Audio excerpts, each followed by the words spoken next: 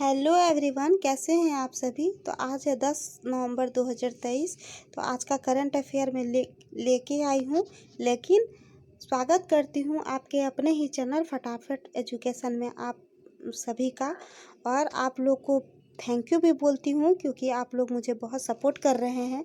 और ऐसे ही सपोर्ट आप लोग प्लीज़ प्लीज़ प्लीज़ करते रहिए। लाइक सब्सक्राइब शेयर करते रहिए। बेल आइकन दबाइएगा। और ऐसे ही अगर ऐसा करने से जो भी वीडियो मैं डालूँगी वो जो सब्सक्राइबर किए होंगे उनके पास नोटिफिकेशन चला जाएगा और उसको बेनिफिट मिलेगा एजुकेशन में। तो इसीलिए आप लोग ऐसे ही सपोर्ट प्लीज़ प्लीज़ प्लीज़ करते रहें। तो आप लोग के लिए मोटिवेशन कोड है कि चलते रहो अपनी मंजिल के पथ पर। चलते चलते या तो मंजिल मिल जाएगी या चलना सीख जाओगे। तो आप लोग रुकिएगा नहीं, आप लोग चलते रहिएगा। ठीक, आते हैं फर्स्ट नंबर आप लोग के करंट अफेयर पर।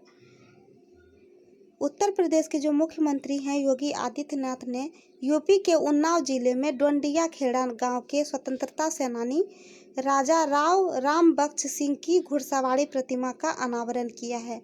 तो ये कहाँ किया गया है? तो यूपी में किया गया है और यूपी के मुख्यमंत्री के द्वारा किया गया है। और यूपी के जो उन्नाव जिले हैं, जिले के डोंडिया खेड़ा जो गांव है वहीं पे स्वतंत्रता सेनानी राजा राम बख्श सिंह की घुड़सवारी वाली प्रतिमा को स्थापित किया है, यानी अनावरण किया है। और वहीं योगी आदित्यनाथ यूपी के मुख्यमंत्री हैं और वहीं श्रीमती आनंदीबेन पटेल वहाँ की राज्यपाल भी हैं। ठीक, 2 नंबर पर आते हैं। तमिल लेखिका शिव शंकरी को उनके स्मरणों की भूमिका सूर्यवंशम के लिए सरस्वती सम्मान 2022 का प्रदान किया गया है। ठीक, जो तमिल लेखिका है शिव शंकरी जी, उनके द्वारा एक पुस्तक लिखी गई है और बहुत प्रसिद्ध लेखिका है ये सूर्यवंशम। उस पुस्तक का नाम है सूर्यवंशम और उसी के लिए सरस्वती सम्मान 2022 इनको दिया गया है। और ये 22 भाषाओं के लिए लास्ट 10 साल तक काम करते रही है। इस लेखिका के तौर पर रहते हुए 22 लैंग्वेजेस में 10 साल तक ये काम कर चुकी है। ठीक, 3 नंबर पर आते हैं। यूएई ने 9 से 13 अक्टूबर तक अंतर्राष्ट्रीय परमाणु ऊर्जा एजेंसी, जिसको IAEA कहते हैं, उसको आयोजित किया गया था। और ये आयोजित जलवायु परिवर्तन और परमाणु ऊर्जा पर 2023 अंतर्राष्ट्रीय सम्मेलन की अध्यक्षता की थी। तो किसके द्वारा की गई थी? यूएई के द्वारा की गई थी और 9 से 13 अक्टूबर तक ये हुआ था। और इसमें अंतर्राष्ट्रीय परमाणु एजेंसी के द्वारा आयोजित हुआ था। और ये कौन सा चीज़ पे आयोजित हुआ था? ये आयोजित हुआ था जलवायु परिवर्तन और परमाणु ऊर्जा पर आधारित 2023 में अंतर्राष्ट्रीय सम्मेलन के लिए अध्यक्षता शुरू किया था यूएई ने। ठीक, आते हैं 4 नंबर पर। 2 यूरोपीय एजेंसियों द्वारा जारी ग्लोबल हंगर इंडेक्स रिपोर्ट में भारत को 125 देशों में 111वां स्थान मिला है। तो 2 यूरोपीय एजेंसी जो है वो उनके द्वारा जारी किया गया था ग्लोबल हंगर इंडेक्स रिपोर्ट में। और इसमें भारत को 125 देशों में 111वां स्थान प्राप्त हुआ है। और वहीं भारत की रैंकिंग 100 पॉइंट स्केल से 28.7 के ग्लोबल हंगर इंडेक्स स्कोर पर आधारित है। और जहां 0 सबसे अच्छा माना जाता है, अच्छा स्कोर माना जाता है 0 को, जहां कोई भूख नहीं है, और 100 सबसे खराब माना जाता है।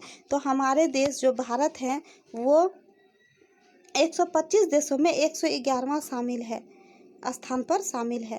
तो याद रखिएगा, ये इम्पोर्टेंट है। और 5 नंबर पर चलती हूँ मैं कि केंद्रीय मंत्रिमंडल ने युवा विकास के लिए प्रौद्योगिकी द्वारा संचालित एक व्यापक सक्षम तंत्र के रूप में काम करने के लिए एक स्वायत्त निकाय मेरा युवा भारत माई भारत, ये कहा गया है इसमें मेरा युवा भारत की स्थापना को मंजूरी दी है।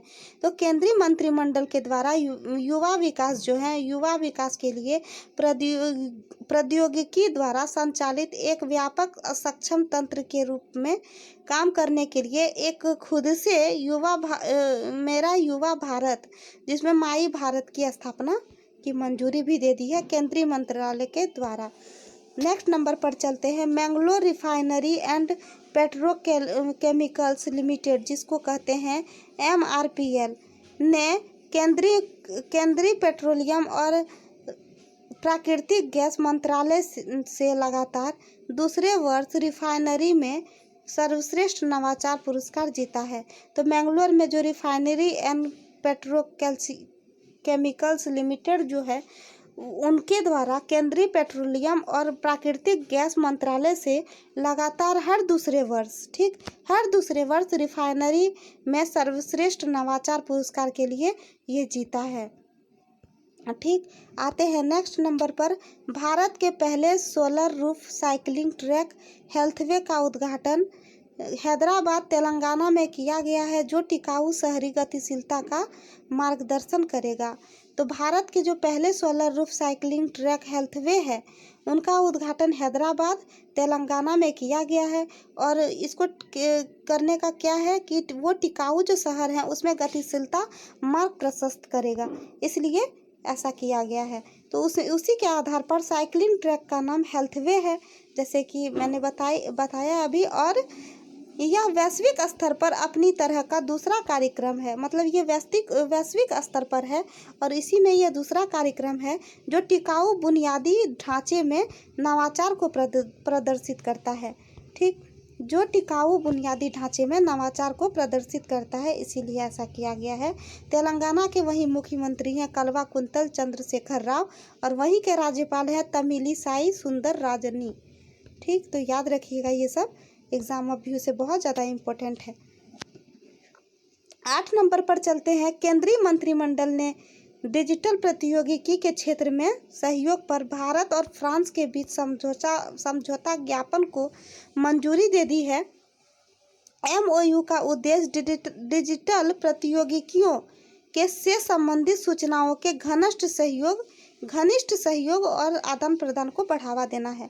तो केंद्रीय मंत्रिमंडल जो है उसके द्वारा डिजिटल जो प्रौद्योगिकी के क्षेत्र में जो सहयोग करेगा, और भारत और फ्रांस के बीच समझौता ज्ञापन को मंजूरी दे दी है। किसके द्वारा?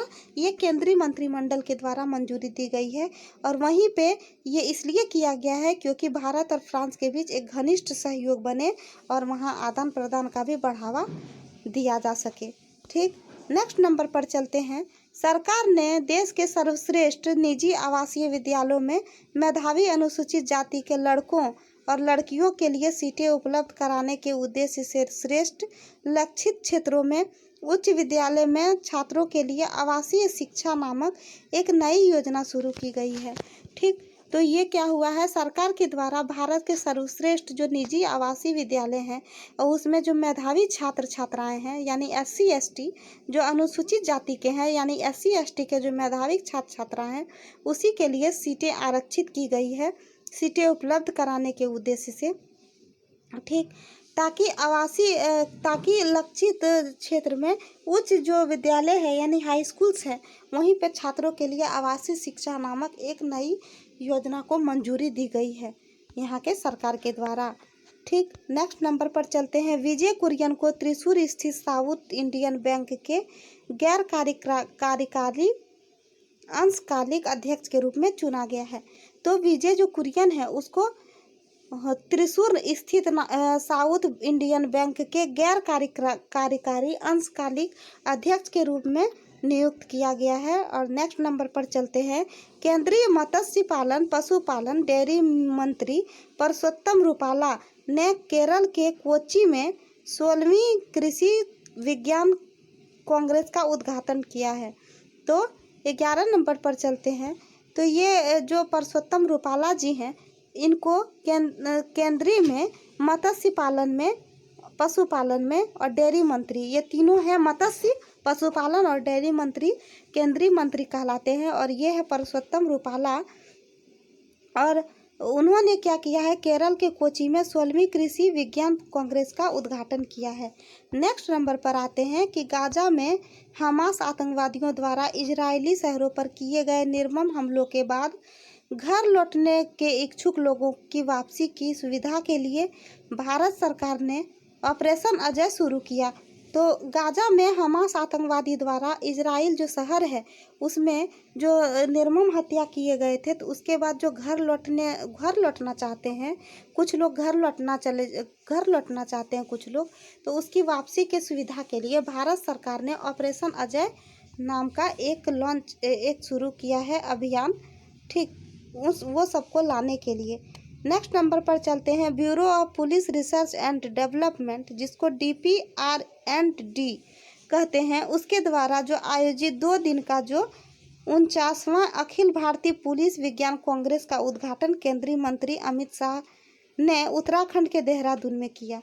तो bureau of police research and development जो है उसके द्वारा क्या किया है, 2 दिन का अखिल भारतीय पुलिस विज्ञान कांग्रेस का उद्घाटन किया है, जो 39वीं अखिल भारतीय पुलिस विज्ञान कांग्रेस, ये है 49वां मतलब 49वां, ठीक। और ये किसके द्वारा किया गया है, ये जो केंद्रीय मंत्री हैं अमित शाह, उसके द्वारा किया गया है। कहाँ किया गया है, उत्तराखंड के देहरादून में किया गया है। और वहीं उत्तराखंड के मुख्यमंत्री कौन है, पुष्कर सिंह धामी। तो ये तो याद ही होगा आप लोगों को, मैं स्टैटिक बहुत कराई हूँ, अगर नहीं देखे हैं तो पिछला वाला देखिएगा, पिछला वीडियो, तो आप लोग को स्टैटिक भी पता चलेगा।